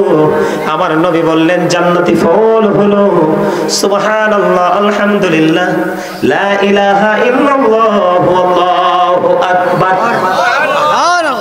এই যে সুবহানাল্লাহ বলতে বলছি, সুবহানাল্লাহটা তো বলেন না। কি এই জবান দিচ্ছে বসে বসে ভোট খাওয়ার জন্য? ভোট খাওয়ার জন্য? চা দোকানে বসে বসে চা খাওয়ার জন্য? দোকানে বসে বসে মানুষের বদনাম করার জন্য? না না বলেন কেন? তো মুখ দিছে আল্লাহ, ভোট খাইবেন কি দিয়া? মুখ দিয়েই তো। কি বিয়ের বাড়ি গিয়ে কুরমা কি দিয়ে খাবেন? জব মুখ দিয়ে তো খাইতে হবে। আর কি দিয়ে খাবেন? অন্য কোনো রাস্তা আছে? কেন কথাটা বললাম জানেন? সবই করবেন মুখ দিয়ে, তবে তাকে আল্লাহ যেটা বলেছেন জিকির, জিকির আগে করতে হবে। এটা হলো আমরা মুসলমান হিসেবে আমাদের প্রথম কাজ। এটা কি আমরা মুসলমান হিসেবে এটা আমাদের প্রথম কাজ? ঠিক নি? ঠিক। আলহামদুলিল্লাহ বলেন। আলহামদুলিল্লাহ। এই যে আলহামদুলিল্লাহ বলছেন, এটাও জিকির। কি ঠিক? জিকিরের আরো কিছু নমুনা আছে, বলবো? বলেন। শোনার দরকার আছে নি? ইসলামের প্রথম খলিফাকে জানেননি?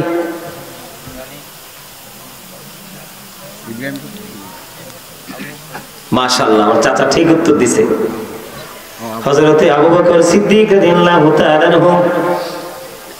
দ্বিতীয় খলিফা হলেন হযরতে ওমর। আমার নবী একদিন হাদিস শরীফের মধ্যে এসেছে, আমার নবী একদিন এক হাতে ধরলেন হযরতে আবু বকরকে, আর এক হাতে ধরলেন হযরতে ওমর রাদিয়াল্লাহু তাআলা আনহুকে। দুইজনকে দুই হাতে ধরে মসজিদের দিকে ঢুকলেন আর বলতে লাগলেন যে আজকে আমি যেভাবে ওদেরকে নিয়ে মসজিদে প্রবেশ করেছি, ঠিক তেমনি ভাবে কাল কিয়ামতের দিন তারা দুইজন আমার পাশে থাকবে এবং তাদেরকে নিয়ে আমি জান্নাতে ঢুকবো। তাদের তো মর্যাদা বাড়লো কিভাবে? আল্লাহ। তাদের এই মর্যাদা বাড়ার কারণ হলো বেশি বেশি করে মাওলার জিকির করেছে আর ট্রেনিং নিয়েছে আপনার আমার প্রাণের নবীর কাছ থেকে। আর বলে হুজুর, পৃথিবীর মানুষগুলো ট্রেনিং নেবে কোত্থেকে? পৃথিবীর মানুষগুলো ট্রেনিং নেবে হক্কানি আলেমদের থেকে। কোত্থেকে? আমি আপনাদেরকে বলি, তাদের মধ্যে কেমন জিকিরের কম্পিটিশন ছিল বন্ধু। আল্লাহর হাবিব একদিন দিনের জন্য দান করার জন্য বললেন। যখন দান করার জন্য বলল, বলার পরে আবার হযরত ওমর রাদিয়াল্লাহু তাআলা আনহু বললেন, আমার জীবনে কোনোদিন কোন কাজে হযরত আবু বকরকে হারাতে পারিনি। আজকে একটা সুযোগ পেয়েছি। আমার দিকে মন দিয়ে তাকান, ছোট্ট একটা হাদিস আমাদের জন্য কত বড় শিক্ষা। আল্লাহ রাসূল যখন দান করতে বললেন, এখন হযরতে ওমর মনে মনে চিন্তা করে, জীবনে কোনোদিন হযরতে আবু বকরকে কোন জায়গাতে হারাতে পারিনি। ঠিক।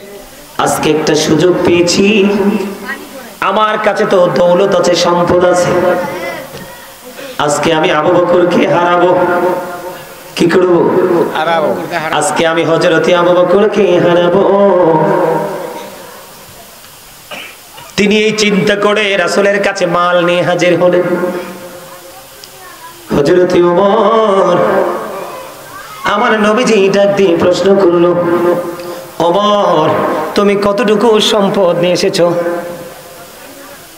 কই ইয়া রাসূলুল্লাহ, অর্ধেক নিয়ে এসেছি। ফ্যামিলি পরিবারের জন্য কি রেখে এসেছো? ফ্যামিলি পরিবারের জন্য আরো অর্ধেক রেখে এসেছি। সুবহানাল্লাহ। দেখেন তাদের মধ্যে কতটা প্রেম, কতটা কম্পিটিশন ছিল আল্লাহকে পাওয়ার জন্য। এবার হযরতে আবু বকরকে যখন ডাক দিলেন, আবু বকরকে বললেন, তুমি কতটুকু নিয়ে এসেছো?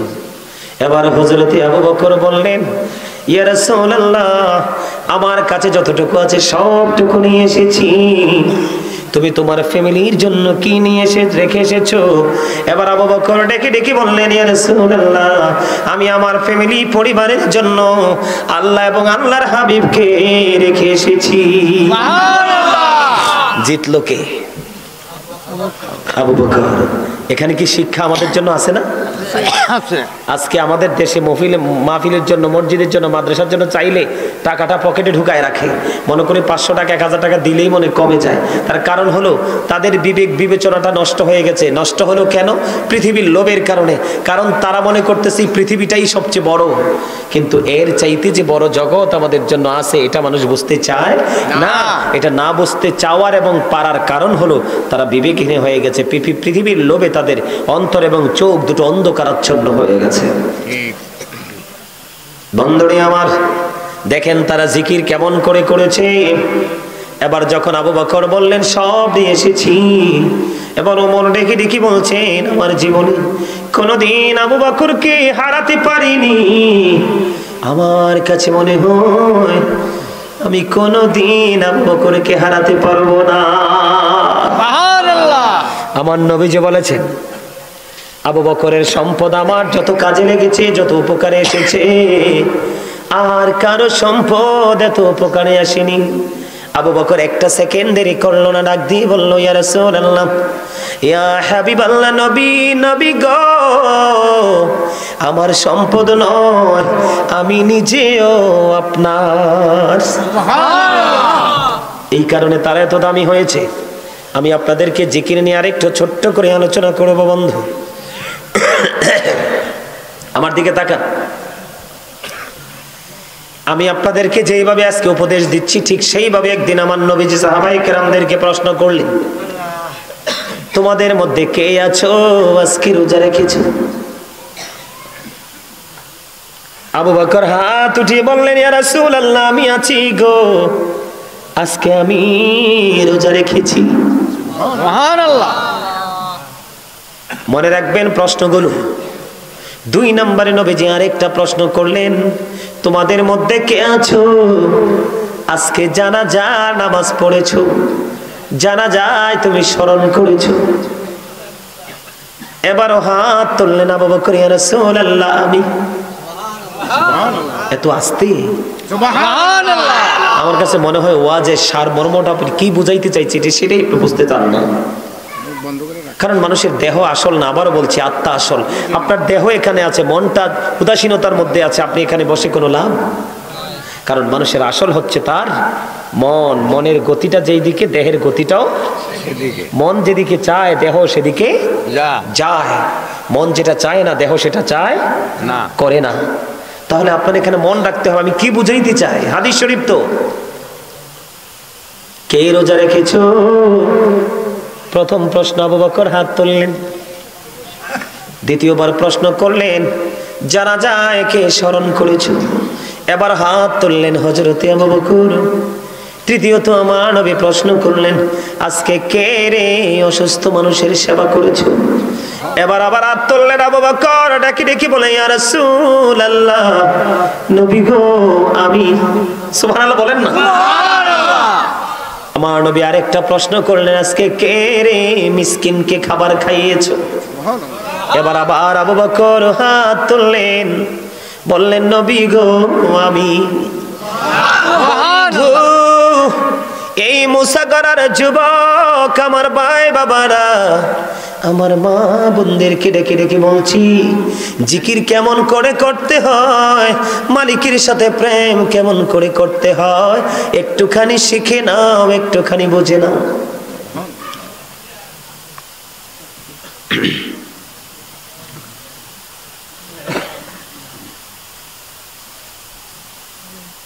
বলো না, আরেকটু বলো, আমি শুনি, ভাল লাগে তো, বলো।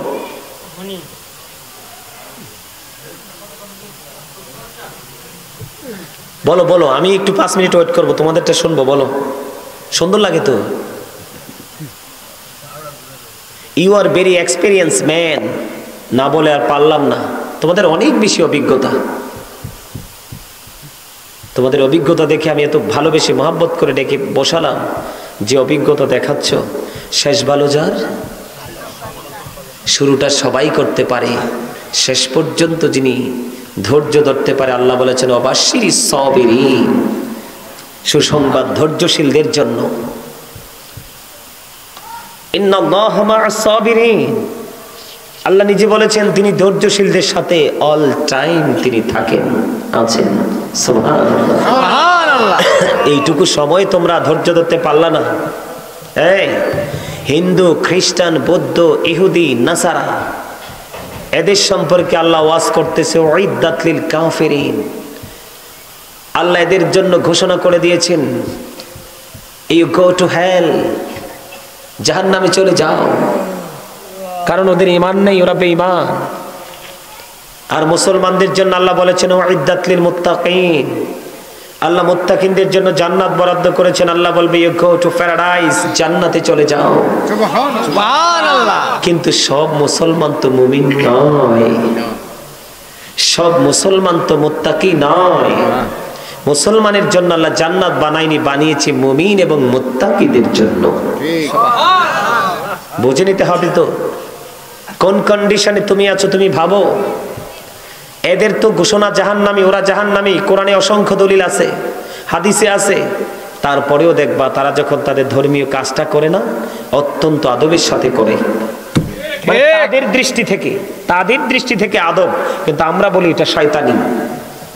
কারণ ইহুদি ধর্ম, যেই বেঈমান কাফেরদের যে ধর্ম সৃষ্টি করেছে, সেই স্রষ্টা হলো শয়তান, আর আমাদের ধর্মের স্রষ্টা হলো স্বয়ং আল্লাহ। আল্লাহ। কি মজার খবর! এই জন্য আমি প্রায় ওয়াজে বলি, ওয়াজ কিন্তু বিবেকবানদের জন্য, বিবেকহীনদের জন্য নয়।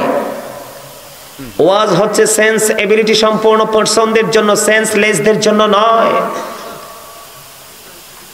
ওয়াজ হচ্ছে বুদ্ধিমানদের জন্য, বুদ্ধিহীনদের জন্য না। বুদ্ধিমান মানুষ কাকে বলে জানেন?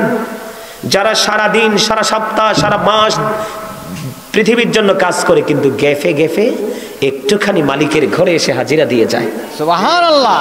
এরাই হলো শ্রেষ্ঠ বুদ্ধিমান। আল্লাহর গোলামি করলে পৃথিবীর কাজ কখনো থেমে থাকে না, বরং সেটা সহজ হয়ে যায়। কি হয়ে যায়? তার প্রমাণ আবু বকর। কয়টা প্রশ্ন করলেন নবীজি? শেষ করে দেব, টাইম অনেক হয়ে গেছে। আচ্ছা, হেইয়া কর্ম আনে, হেইয়া করেন না, আমি বলতেছি তো। তোমরা হাসতে পারলা না মিয়া, তোমরা তো হার্ট অ্যাটাক করে মরবা। তোমরা অসময় কথা বলো, সময় মতো হাসো না। আমি যখন ওয়াজ করি তখন তোমরা দাঁত দেখাও, আর এখন দাঁত দেখানোর সময় সবটি খাইতে রাখছে হামুকের মতো। কি ভুল কইছি? না, ঠিক। আমি ওয়াজ করতেছি কোথায়? মুসাগারা বৈশা কথা কইছি বরিশাল্লা। তো এই সময় একটু হাসি দেওয়ার দরকার না? হ্যাঁ, কি কি ভুল কথা কইছি? না, ঠিক। আমার চাচাই কিন্তু ঠিকই বুঝছে, আর লাগে মিষ্টি একটা হাসি দিছে। ওই কেন বলছি, ওই যে তোমাদের বুদ্ধি তো নাই, দেহটায় না, এখানে মন তো যাইয়া রয়েছে কোথায় আল্লাহই ভালো জানে। বন্ধুরে আমার দিকে তাকান। চারটা প্রশ্ন করলো, চারবারই হাত তুললেন হযরতে আবু বকর। রোজা রেখেছো? কে? নবী গো আমি। জানাজা অনুসরণ করেছো? কে? নবী গো আমি। মিসকিনকে খাবার খাইয়েছে? কে? নবী গো আমি। অসুস্থ রোগীর সেবা করেছে? কে? নবী গো আমি। চারটা উত্তর দিলেন হযরতে আবু বকর। এবার আমার নবী একটা ডাক দিয়ে বললেন, এই চারটা গুণ যার মধ্যে আছে রে, সে জান্নাতি হয়ে গেছে। কয়টা কাজ? চারটা কাজ যে করলো সে জান্নাতি হলো। এর মধ্যে প্রথম হলো কি? রোজা। কি? রোজা। রোজার ফজিলত বুঝেননি?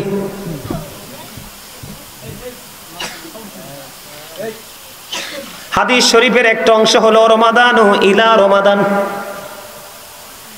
একটা জায়গা রোজা নিয়ে নবী বলেছেন, এক রোজা থেকে আরেক রোজার মধ্যখানে সময় আছে কতটুকু? কম পক্ষে 300 দিন। কয়টা দিন? কম পক্ষে 300 দিন। 360 দিনে যদি এক বছর হয়, এই বছরে 30টা দিন, ওই বছরে 30টা দিন, 60 দিন মাইনাস হয়ে গেল। কয় দিন? 60 দিন। 60 দিন মাইনাস হয়ে গেল, আরো আছে অবশিষ্ট কয় দিন? 300 দিন। মানুষের জীবনে চলার পথে কত গুনাহ হয়, কত অপরাধ হয়। ঠিক। আল্লাহর হাবিব বলেছেন মুকাফফিরাতুল লিমা বাইনাহুন্না ইযা তুনিবাতিল কাবাইর। আমার নবী বলেছে উম্মত, যদি তোমরা কবিরা গুনাহ থেকে বেঁচে থাকতে পারো, ইচ্ছে করে যদি তোমরা কবিরা গুনাহ না করো, তাহলে তোমরা এক বছরের রোজা যখন রাখবে, অপেক্ষা করতে করতে আরেক বছরের রোজা শুরু হয়ে যাবে। এই দুই দিকে রোজা যথা নিয়মে রাখার কারণে এই 300 দিনের সবগুলো গুনাহ আমার আল্লাহ মাফ করে দিবে, দুই দিকের রোজার কারণে। এই কারণে রোজাদারদের দাম আল্লাহর কাছে আকাশচুম্বী। আল্লাহ বলেছেন জান্নাতের একটি স্পেশাল গেট আছে, সেটার নাম হলো রাইয়ান। আমি কাল কিয়ামতের দিন ওই রোজাদারদের জন্য গেটটা ওপেন করে দিব। রোজাদাররা যখন জান্নাতে প্রবেশ করবে, আমি সঙ্গে সঙ্গে প্রবেশ শেষ হলে এটাকে ক্লোজ করে দিব। একটু বললাম কারণ লম্বা সময় নাই, আমার মাইক সারার সময় হয়ে গেছে, 11:15 বাজতেছে। বন্ধুরে আমার দিকে তাকান। 2 নম্বরে কি? অমর খোদা মুইয়ান কি আনমু? এই তো মনো এই ঠিক হইয়া গেছে। ভালো লাগে? আপনার এলাকার ছেলেরা তো বোকা, এরা তো কথা বলতে জানে না। 2 নম্বরে কি? জানাজার নামাজ পড়লে কি হয় জানেননি? এই জায়গাটা নিয়ে ছোট্ট একটা টপিক। তুমি যখন কোন মানুষকে দেখা মাত্র সালাম দিবে, এটা তোমার কর্তব্য। দুজনের মধ্যে মহাব্বত বেড়ে যাবে, ঠিক। সামাজিক দূরত্ব দূর হয়ে বন্ধন আবদ্ধ হয়ে যাবে, ঠিক। তুমি যখন কোন মানুষের জানাজায় শরীক হবা, এটা হলো ফরজে কিফায়া। ঠিক। জানাজায় যখন তোমরা অনুষ্ঠিত হবে, সবাই যখন একত্রিত হবে, একটা মানুষকে সবাই মিলে তুমি চিরবিদায় দিলে, তখন তোমার সামাজিক একটা বন্ধন তৈরি হবে। সুবহানাল্লাহ বলেন না? এটা বিশাল একটা নিয়ামত। এখন মানুষ মারা গেলে জানাজা দিতে চায় না, অথবা কোনোভাবে জানাজাটা দিলে তার কবরের পার যায় না। মানুষ এতটাই কঠিন, এতটাই শক্ত হয়েছে বন্ধু। তার কারণ হলো আল্লাহ বলেছেন ইত্তাকুল্লাহ ওয়া ফিরবি, তোমরা আমাকে ভয় করো। এখন মানুষের সিনায় আল্লাহর ভয় নেই, মানুষের ভয় নাই। ঠিক না বেঠি? আর জোরে আল্লাহর হাবিব যদি জানাজায় অনুষ্ঠিত হতে পারে, জানাজায় অংশগ্রহণ করতে পারে, আপনার আমার যাওয়া দরকার আছে না নাই? আছে। এই বিধানগুলো না মানার কারণে আজকে সামাজিক দূরত্ব বেড়ে গেছে, সামাজিক সম্পৃক্ততা থেকে আমরা অনেক দূরে চলে গেছি। ঠিক। 3 নম্বরে হলো বন্ধু অসুস্থ রোগীর সেবা। কি? অসুস্থ রোগীর সেবা। মানুষকে সেবা করলে কি লাভ হয় তোমরা তো জানো না। হযরতে আলী রাদিয়াল্লাহু তাআলা আনহু থেকে হাদিস কানা বর্ণিত। বন্ধুরে আমার নবী, আপনার নবী, প্রাণের নবী বলে দিয়েছেন, কোন মানুষ যখন কোন অসুস্থ রোগীকে দেখতে যাবে, তার সেবা করবে। সকালে গেল, বিকালে আসলো, অথবা বিকালে গেল, পরের দিন সকালে ফিরে আসলো। আমার নবী বলে দিয়েছেন, যতক্ষণ পর্যন্ত সে ঘরে না ফিরলো, ততক্ষণ সে রোগী দেখতে গেল না, রোগী সেবা করলো না, সে যেন জান্নাতি ফল সংগ্রহ করতে থাকলো। যারা অসুস্থ মানুষের সেবা করার উদ্দেশ্য অথবা তাদেরকে দেখার জন্য সহানুভূতি দেখিয়ে যায়, শিফট আকারে তাদের জন্য মাগফিরাত কামনা করে ফেরেশতারা। শিফট বুঝেননি? Time change. কি টাইম চেঞ্জ? সকালে একটা শিফট, বিকালে একটা শিফট। যেমন আপনি সকালে গেলেন, বিকাল পর্যন্ত 70,000 ফেরেশতা রোগী দেখতে গেল, যারা তার জন্য মাগফিরাত কামনা করতে থাকে। সুবহানাল্লাহ। আবার কেউ বিকালে গেল, পরের দিন সন্ধ্যা হলো, এই সময় পর্যন্ত আরো 70,000 ফেরেশতা তার জন্য মাগফিরাত কামনা করে। আর একটু মহব্বতে বলেন না সুবহানাল্লাহ। আজকে আমাদের মধ্যে কি সেই সংস্কৃতি আছে? আরে ভাই, দূরের মানুষ তো তার দূরের কথা, মা বাবা অসুস্থ হলে তাকে বৃদ্ধাশ্রমে পাঠায়। এইটাই জাতির জন্য অত্যন্ত লজ্জাজনক এক কথা। মুসলমান হিসাবে আমরা অত্যন্ত লজ্জিত। বন্ধুরে আমার, এরপরে হলো খাবার। আপনি যেইভাবে মানুষকে খাবার খাওয়ান, আল্লাহর কাছে পছন্দনীয় 2টা কাজ, পরিচিত হোক অপরিচিত হোক, মুসলমানকে দেখা মাত্র সালাম দিয়ে দেওয়া, আর মানুষকে তৃপ্তি সহকারে খাইয়ে দেওয়া। এখন কত মৌলবীরা কয় খানা খাওয়ানো নাকি বেদাত। আছে না নাই? আপনাদের এলাকা আছে না? এগুলো কখনোই শুনবেন না। খাবার খাওয়ানো অনেক বেশি সওয়াব। আল্লাহ রাসূল কি বলছে জানেননি? আল্লাহ রাসূল বলেছেন, তোমরা যখন তরকারি রান্না করো, ঝোল একটু বাড়াইয়া দিও, যেন পাশের ঘরের গরিবকে একটু বাটি দিয়ে দিতে পারো। সুবহানাল্লাহ। আর জোরে কোন না সুবহানাল্লাহ। রাসূলের কাছে বন্ধে একদিন এক মেহমান আসলেন, হাদিস শরীফের দ্বারা প্রমাণ। মেহমান আসার পরে রাসূল তার বিবির ঘরে খবর পাঠালেন, মেহমান এসেছে, তাকে মেহমানদারি করতে হবে। বন্ধু, হাদিস শরীফ প্রমাণ। রাত্রটা ফুরিয়ে গেল। কি হয়ে গেল? রাত্রটা ফুরিয়ে গেল। দিন যখন হলো, সকাল হলো, ওই সাহাবী নবীজির দরবারের দিকে কদম যখন দিলেন, ওই আনসারী সাহাবীকে আমার নবীজি তার দিকে তাকিয়ে একটা নজর দিলেন। তা দেখার পরে দেখতে পাইলেন ওই নবীজির চেহারা মোবারকে ফুটন্ত হাসি। হাসির কারণ কি গো নবী? হাসির কারণ হলো, আমার নবী বললেন, তুমি গত রজনীতে যে আচরণ করেছো তোমার মেহমানের সঙ্গে, এই আচরণে আমার আল্লাহ নিজে খুশি হয়ে গেছেন। এই জন্য আমি খুশির সংবাদকে তোমাকে দেখে হেসে দিলাম। এই বৈশিষ্ট্য কার মাঝে? আবু বকর সিদ্দিক রাদিয়াল্লাহু তাআলা আনহুর মাঝে অনেক বৈশিষ্ট্য আছে। তবে এত লম্বা আমি কথা বলবো না, আমি আপনাদেরকে এইটুকু বলবো, বেশি বললে আবার মনেও রাখতে পারবেন না। বেশি বেশি জিকির করবেন, বেশি বেশি করে আলেমদের সাথে সম্পর্ক রাখবেন। যার সিনায় রাসূল প্রেম আছে, আহলে বাইতের প্রেম আছে, সাহাবায়ে কেরামের প্রেম আছে, আল্লাহর ওলিদের প্রেম আছে। আমার কথা কি আপনারা বুঝতে পারছেন? আপনারা যত যাই বলেন না কেন, ইসলামটা কিন্তু ধাপে ধাপে আজ পর্যন্ত এখানে আসছে। যারা আপনাকে আপনারা আমার পূর্বে যারা নিয়ে আসছে, আপনি কি তাদেরকে সম্মান করবেন না? করবেন না? না করলে এটা আপনার ব্যক্তিগত ইখতিয়ার, কিন্তু রোলস অনুযায়ী তারা আপনার কাছ থেকে সর্বোচ্চ মর্যাদা পাওয়ার হক রাখে। ঠিক না? ঠিক। মনে রাখবেন, কাউকে সম্মান দিলেই সম্মান পাবেন, কাউকে সম্মান না দিলে সম্মান পাওয়ার আশা করা বোকামের কাজ। ঠিক না? আরো জোরে। আমার কথায় কষ্ট পাইছেন? মরতে হবে, দেহ থেকে আত্মা আলাদা হয়ে যাবে, বাঁচার কোনো সুযোগ নাই, মরার কোনো সুযোগ নাই, পালাবার কোনো সুযোগ নাই, বন্ধু বান্ধব আত্মীয় স্বজন কিছুই নাই। আছে? সবচেয়ে কম আযাব, আগুনের এক জোড়া জুতা পরিয়ে দেওয়া হবে। আগুনটা কেমন? এক এক করে 3000 বছর তাপ দিলেন, আগুনের রং হলো লাল, এরপরে হলো সাদা, এরপরে হলো কালো। 3000 বছর আগুনকে তাপ দিতে দিতে এত উত্তপ্ত করে রাখছে, এই আগুনের একজোড়া জুতা পরিয়ে দেওয়া হবে। এতটা ভয়ঙ্কর হবে কাল হাসরের ময়দান। মা আয়েশা প্রশ্ন করছিল, ইয়া রাসূলুল্লাহ, নারী পুরুষ কি উলঙ্গ থাকবে? ইয়া রাসূলুল্লাহ, কয় হ, এ নারী কি পুরুষের দিকে তাকাবে না? আমার নবীজি বলেছেন, আয়েশা রে, এতটা ভয়ঙ্কর হবে হাসরের মাঠটা, একজন আরেকজনের দিকে তাকাইবার সুযোগই থাকবে না। সাবধান হয়ে যান। Close your camera.